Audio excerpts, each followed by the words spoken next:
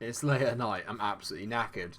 But I couldn't sleep until we had done these couple of games. Hello all, MikeRo Munch here. Welcome to another episode of my FM19 Aston Villa save. And it is as always with me, crucial one today, but this genuinely is crunch time.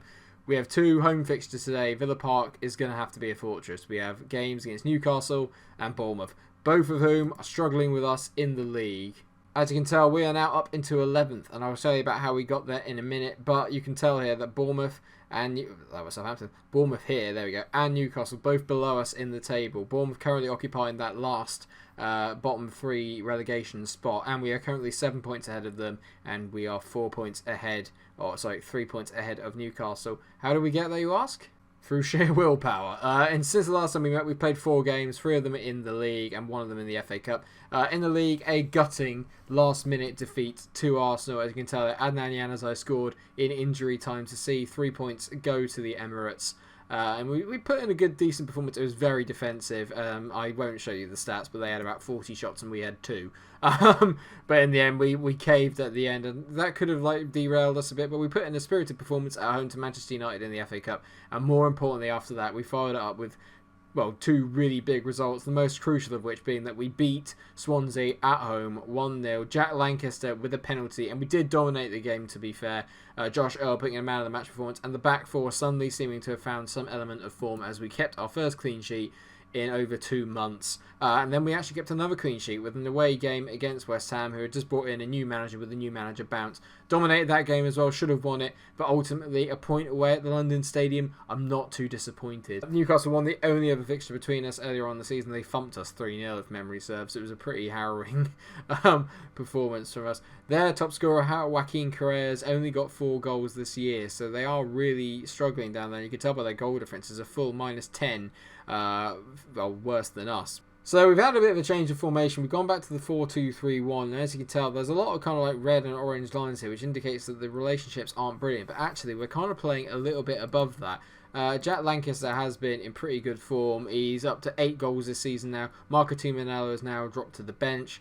There will be probably some transfer activity in this window and in this episode, which I will go on to later on when it comes up. But all you need to know for the time being is that the lineup is as follows: Kalinic in goal, Earl, Vallejo, Mai and Bree make up the back four. Vallejo and Mai making a rather decent defensive partnership, which means that Badiashile has had to go down to the bench for today, which hurts me a little bit because he is obviously one of my favourite players in this team. But at the moment, he's a little bit out of form, and Vallejo and Mai seem to be having a little bit of a better time with it. McGinn and Hurricane, as always, are anchoring the midfield with Diaby, Maria and Robert is the 3 in behind Jack Lancaster. Harry Wilson's had a very injury-plagued season this year. He's injured again. But he will be back within 6 days or so you might see him in the next game. I'm not 100% sure, though we seem to be doing okay without him, but once we get him back, it'll be much appreciated. Looking at Newcastle then, they're playing a 5-4-1, so this is interesting. They definitely look like they're geared up for the attack. Moussa Dembele leads the line. He should be getting lots of goals, actually. We've got Benjamin Pavard, John Brooks. They've got some pretty good players there. It's a bit of a surprise they're not doing better in the league. Another game at Villa Park. I'm hoping for 3 points. 3 points would be massive. It gets us close to the 30-point mark, and then we really are in business going towards the back end of the season. And, oh, God. Yeah, we really are in business. We're 1 down again within 2 minutes. John Brooks is terrible defending from a set piece. Just did anyone follow him here? Anybody? Not one person followed him there. Why the hell was John McGinn going to be the one following him? John McGinn's tiny in comparison to Brooks. Oh, dear. I won't lie, I think the game against Bournemouth is a bit more important than this game against Newcastle, but at the same time, I just don't want us to lose the form as Moussa Dembele runs in round the back of our players. Dembele, good save by Kalinic. I don't like the idea of Jack Lancaster having to deal with these 5 on his own. He's not going to occupy all 3 centre-backs, so they're always going to have 1 free there, so we definitely have to maybe switch to having a 2, or bring Tummy on, and we'll definitely have to switch to having 2 up front to occupy the 3 centre-backs and split them out a little bit. 2 minutes of added on time at the end of the first half, and really, it's been really poor. Newcastle have done a real job on us at the back here, and we're definitely going to have to go 2 up front. Get assertive and say, come on, lads, show a bit of desire. You don't look like a team that wants to win, and we're not creating enough. And Play-Doh, I need more, mate. I need more from you.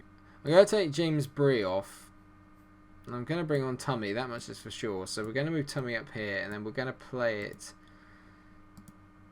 Yeah, I think you know what formation's coming here, and I think it's the time to do it. Earl's going to come off, and on comes Badiashile. And it's the old 3-2-5, but what I'm going to do is I'm going to drop John McGinn back so he's sat in front of the defence. That's my plan at the moment. It's such a risky formation to play in the Premier League because we could get completely caught out. But Conor Hourihane over a free kick. Oh, he bends it just wide. I haven't seen a Conor Hourihane free kick go in this year, I don't think. Here we go. Diaby on the ball, now playing as a winger. Tips it in towards the back post. Not great. Robert hits it. Oh! The best thing about Robert is the fact that he's either-footed, so it doesn't matter if you play him on the left or the right. He's just as good either side because he can just cut in or he can go drift out wide again. They never really know whereabouts he's going to go, and that's such a crucial thing to have. We're dominating ever since we went to this formation. Maria on the ball, finds John again. There's so much room out there for Diaby. This has got to be a decent delivery in. Diaby, good ball. Connor, don't shoot. Keep playing it. Yeah, Diaby's got room again. We're stretching nice and wide now. Oh, come on. Diaby whips it in. Jack Lancaster to Nello Maria. Here's the post Robert. Oh my god, how have we not scored? Come on, give it a rest. Okay, that's the boys to show some passion with 15 minutes to go. There is no way on earth we deserve to lose this. It's literally been a set piece job. It's such bollocks. It really is. This is so cruel. I feel for the boys. We've thrown everything at it. We've tried everything to get back into this game, and it's just been a superb defensive performance from Newcastle, and we haven't got lucky. It's as simple as that. We made one mistake, but is there time? Corner. Robert misses it. Oh, he's headed it wide. And that was the chance. And final whistle's gone. I'm going to say we were unlucky. It would have been nice to have won, but it wasn't to be. That is so unlucky from the boys. We absolutely battered them there. It's 9 days to the Bournemouth game. I've got a lot of time to sit here and think about it. And the boys have got a lot of time to sit there and stew on it. I don't think it was a bad performance. I really don't think it was a bad performance, and that's what's upset me. I think we played really well. Okay, viewers, I mentioned there would be some movement in this, and one of them here is Lewis Miller, who is now officially going to be gone from the club. He's going for 8.5, and the board is saying that we're going to get £2.5 million of that. I'm going to quickly try and talk to the board first, as I look at some other good things. There was John McGinn saying he's a good Premier League player, which is very nice to know. We are going to go and I'm going to talk to the board and see if I can get them to... What's the thing I'm going to ask them to do? Oh, I can't ask him to up the percentage of the transfer revenue that we get, because there is a player I want to get, but I need to get him for 3.7 million. So I'm hoping that they won't. I'm hoping that it won't get in the way. But 2.5 million, it might just be enough. Either way, I'm pretty happy with the way that that's gone. Mila was a good player for us, but he just didn't really fit into the Premier League. He was never quite good enough, I don't think, to get to that level. At 26 as well, he's not going to get much better than the rating that he was at. So, it's been a pleasure, Lewis, but goodbye, mate. Oh, good. Apparently, Maximilian Wober has been recalled from his loan as well to us. Valencia weren't happy with the fact that I wasn't playing him a lot. It's all going a bit to pot here. Oh, brilliant. Now the board have announced that because our finances are better than expected, that now the player rating subs go up to 80%. You gits. And that's because our balance has finally come in. We're starting to actually regain the money from all the TV rights that we're getting. And this is good news for next year. If we can stay up, it's great news for next year because it means that the board are going to give us an even bigger budget than the one we had last summer, which was £44 million. So I'm hoping if they can get us, I don't know, 60, 70 million, then we'll be alright next year as well. That's if we stay up, and let's face it, at the moment that's the job in hand. Got to focus, Mike. Focus on that. Ah! And this is one of the reasons why I had to get rid of Lewis Miller right now, because Alfredo Prado. I'm going to show you him. Oh, I mean, come on now. 17 years old from Atletico Madrid for £3.7 million. You get this. He's already basically a rotation striker for us. He's nearly as good as Tummy. Yeah, I know he's playing at championship level at the moment, but he's a consistent performer. He possesses great pace. He is exactly what I'm looking for, and I'm going to adjust the budget and get him in now. He might not play a part much this season, but going into the next and going forward for the future, him and Jack Lancaster up front, nuts. Send him on an intensive language course for sure. Keep an eye on him. Alfredo Prado. Or Prado? I don't know. Play-Doh? I used to eat Play-Doh as a kid. It's not affected me in the slightest. Who said that? Alright, okay, this is the big one then. 11th place Villa against 18th place Bournemouth. On paper it doesn't sound big, but when you actually look at the gap between the two sides, it is not much. Only 7 points separate us, and Bournemouth have a game in hand. They're in very inconsistent form. We're in very inconsistent form. 3 losses, a win, and a draw for both teams. We've beaten them twice when we played them. Let's hope we can do it again. We're going to go with the same lineup as last time. No one in there really upset me. I thought we played some quite good stuff, but Harry Wilson is going to come onto the bench. Play-Doh's not ready just yet. Oh, Play-Doh. I might have to call him Play-Doh. I'm going to have to call him Play-Doh. I'll think about it for next episode. Let me know in the comment section. Are we going to call him Prado or Play-Doh? You let me know. Alright, we're lining up. Same formation. They've got Angelina at the back. There's not really much change in their team. They've got Verdi, but most of them are so they've got Parolo in there as well. This is such a big game. I'm genuinely nervous now. I think if we win this game, I don't want to say that we're safe, but I'd be very confident staying up. If we lose it, I genuinely think there's a real chance that we're going to go down. And I don't mean that as kind of like doom and gloom. I just genuinely mean that. Connor over a ball, whips it in. Vallejo at the back post, whips it in again. Begovic, BRB. Oh, this is absolute bollocks. How many times do they have to clear it off the line in one episode? That's the second time that's happened. Lancaster. Oh, good shot, but a good save by Begovic. It was a bit straight at him, but it was on his wrong foot, as Lancaster was left-footed, I've realised. Connor Hurricane from the corner, whips it in. Free header straight at Begovic. How many times? I don't want to say we're all over them, but we are creating the better opportunities, and we've been the better team, but the amount of times I've said we've been the better team this year and still not got anything to show for it is alarming. Maria into Robert, this is your moment. Bang! God, I love this boy. The two Spaniards combine, Maria into Robert, and it's a beautiful curling effort. I said earlier on, I'm not sure if I'm going to leave it in the edit, but I said earlier on, he's brilliant on both feet, Robert, and that's what makes him so dangerous, and that goes to show it. Get in. I don't care how ugly this win is, as long as we get it. It will take us up to 29 points and almost, I'd like to say, about 10 points from safety. It's been a really good first half performance, actually. We've been really good. I'm going to certainly say I'm happy with performance, but we keep it up. Jack Lancaster's unlucky not to be on the score sheet. He's had a couple of good opportunities and just hasn't quite had the finishing touch, and Begovic has had a good game. If he can do it again, get us a second, I think we'll be home and hosed. First highlight here of the second half in the 65th minute. Begin on the ball to Vallejo. We're controlling it nice. That's a nice block to DRB. Go on, mate. Skin him. DRB. Good ball into Jack. Lancaster. Go on, Jack. Just get in, Jack. I said he might have enough in it. It's such poor goalkeeping from Begovic. I'm not going to lie. I know that it's poor goalkeeping because it basically ended up in the centre of the net. But it's 2-0, and I'd like to think that that is 3 points in the bag in the biggest game of our season. The big players turn up. It's on the wrong foot, and Begovic, that is a nightmare. That's like me goalkeeping. Awful. 3 minutes of added on time. We're up. Bournemouth on the corner. Please don't concede from it. Good header away there by Andre Green. Wilson gets it. It doesn't matter. It is game over. 2-0. Yes. Yes.